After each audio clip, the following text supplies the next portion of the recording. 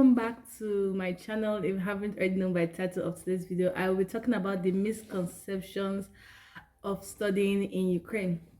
So first step, if you haven't already subscribed, please click that subscribe button, click the notification bell, like, comment, and tell me what you think. If you have any question, please drop it down in the comment section, then I'll address it maybe in the next video or give you a direct DM.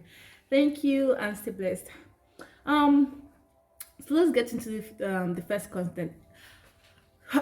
So if you're wondering why I'm going to be looking down a little bit, because I have my points, or should I say topics, written out in this journal. Excuse the shadiness, but yeah. So let's move on to the first topic: why study in Ukraine. So there are so many options to study in Ukraine. The first option that really caught me in the country Ukraine was it's a budget-friendly country. What do I mean by budget-friendly country? It's not like on the expensive side. Like comparing studying to Ukraine and studying to Canada is actually more expensive. And you know how the economy of Nigeria, well, I'm speaking on based on Nigeria, I don't know of other African countries, but as a Nigerian, we have to consider where the money is coming from. So yes, like, so it's a budget friendly country. It's not as if it's cheap, like it's cheap, but it's quite reasonable. And one thing I would say about Ukraine is that apart from it being a budget friendly country, it's also in Europe, so it's actually situated in a very good continent. So, and the best part is that your certificate has value. So regardless of saying it's cheap, or some people might be afraid that, okay, because it's cheap, my certificate will not have value and those kind of stuff, but you don't need to worry. Your certificate will have value, don't worry. The next thing I would say is the quality of education. So I've already like addressed the value and the quality of education, but the quality of education in details, it's actually quite good. They have a very high standard of education. Like the school, my own personal medical school I attend, they are actually accredited by WHO. So when I found out, I was like, oh, who? Like, what? I was like, what?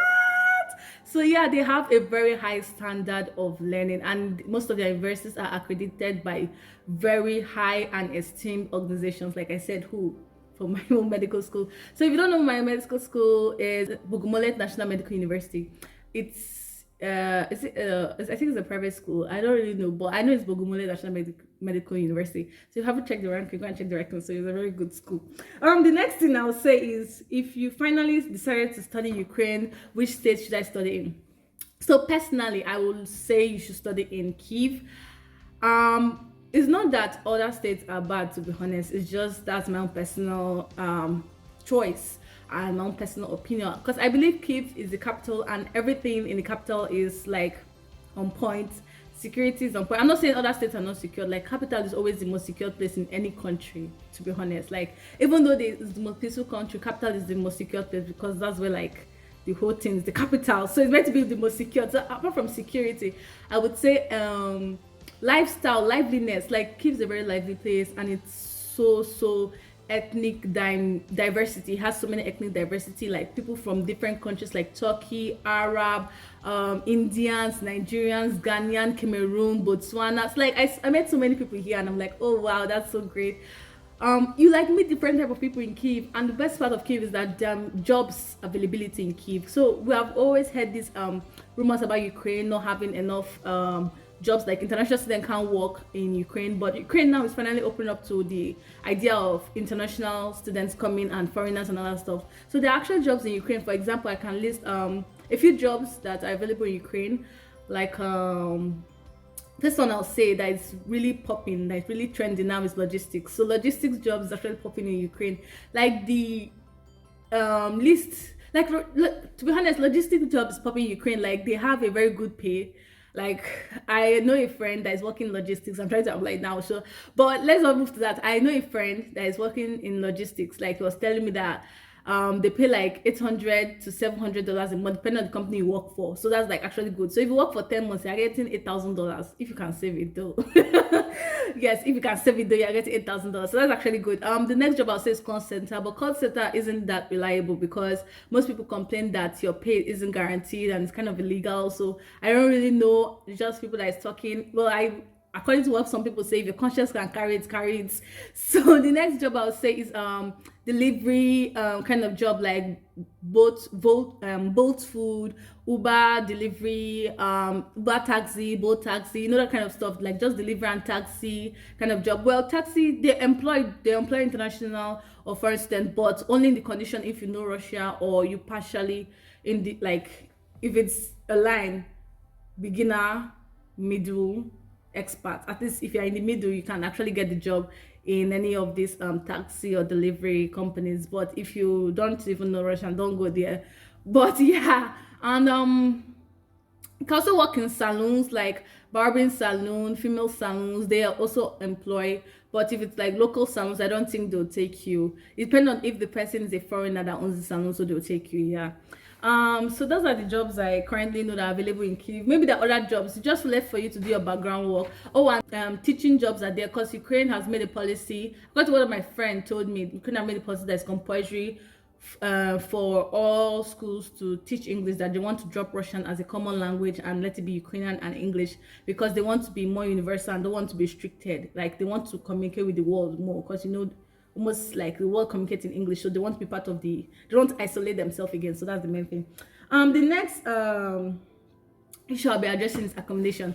Is accommodation favorable in Ukraine? Obviously, yes. Accommodation in Ukraine is cheaper than accommodation.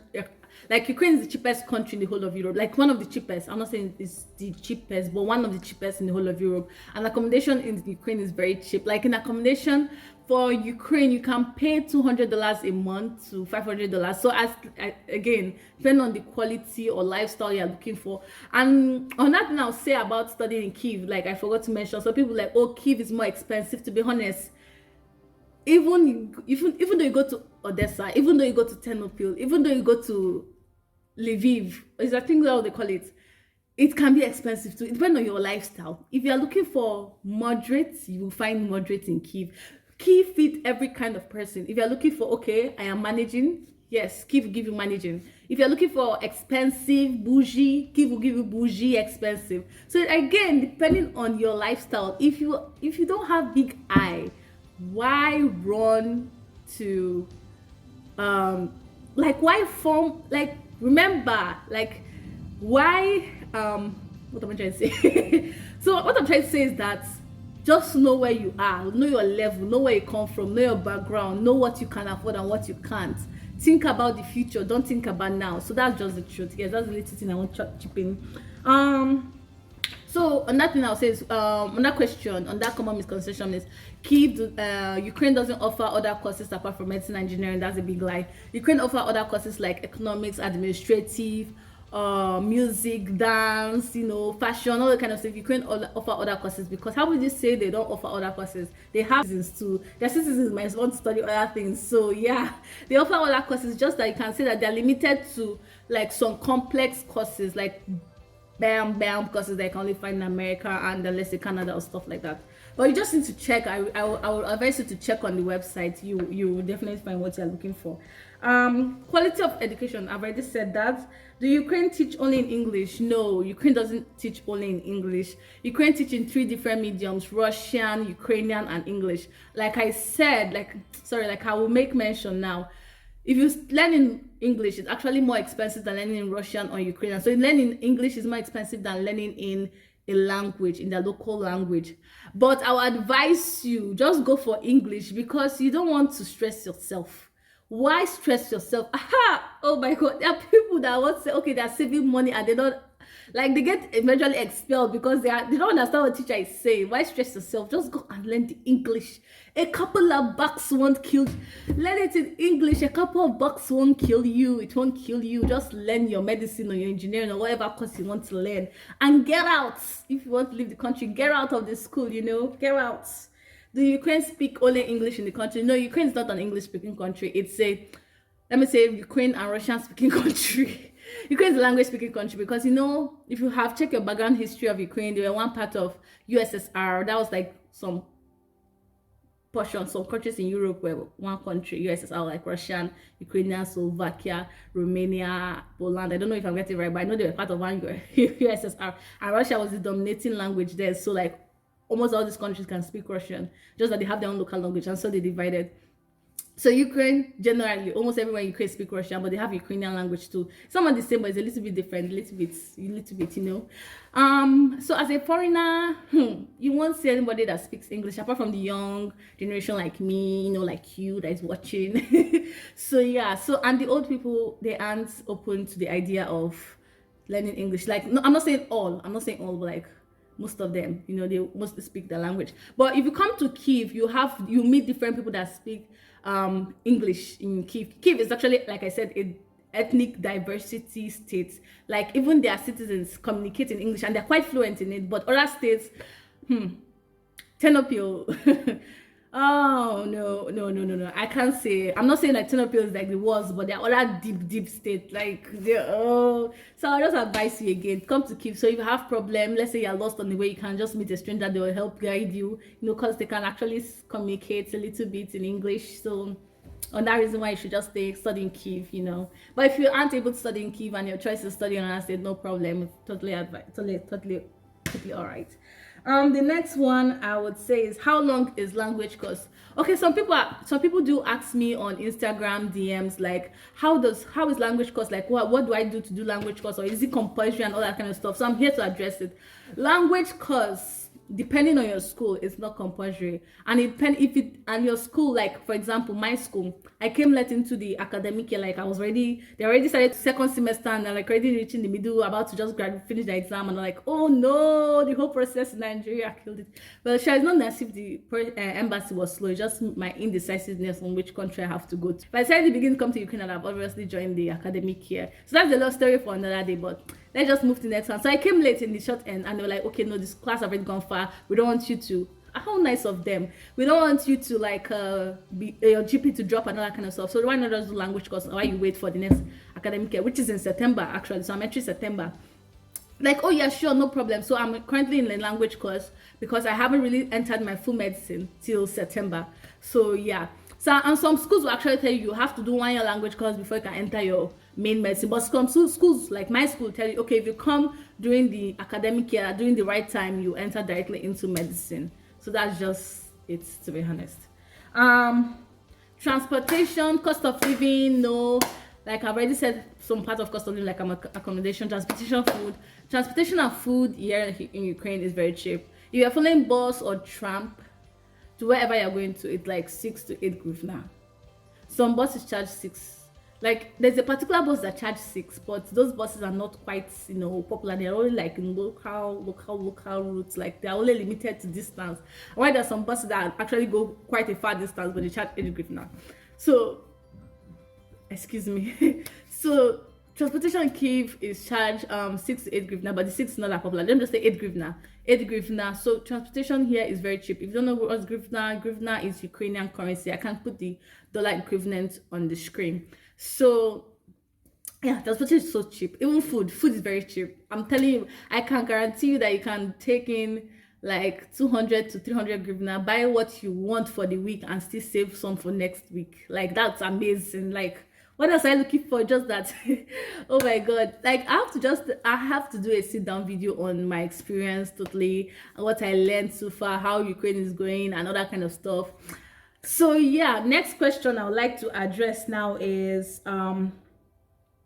what next after getting the admission. So personally, I would think I would do this as a separate video because it's actually, the process are actually quite long. But in short, like just in summary, after you come to Ukraine, you arrive, whether your agent pick you or whosoever was assigned to pick you, when you arrive in Ukraine, the first thing you do is register in the school. Like, okay, I have the admission, like register to get your database on the school, in the school database. So get your profile in the school database, so when you get your school profile in the school database, then the school walk you through on how you should, with your agents, on how you should follow this following document, which is your resident permit, your address code. For those students that are liking to work or most likely to work, there's something they call taxation code. So that's very important. Any job you are doing in Ukraine, you need taxation code. So you can easily ask your agent, or you can even do that by yourself, or ask other people around you on how to get taxation code. I hope this video was very very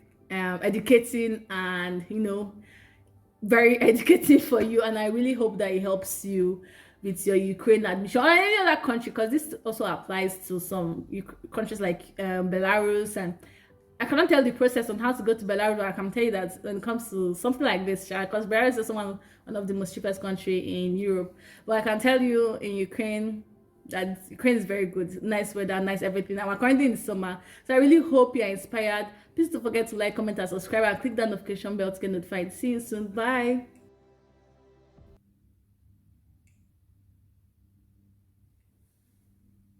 Sorry, this thumbnail.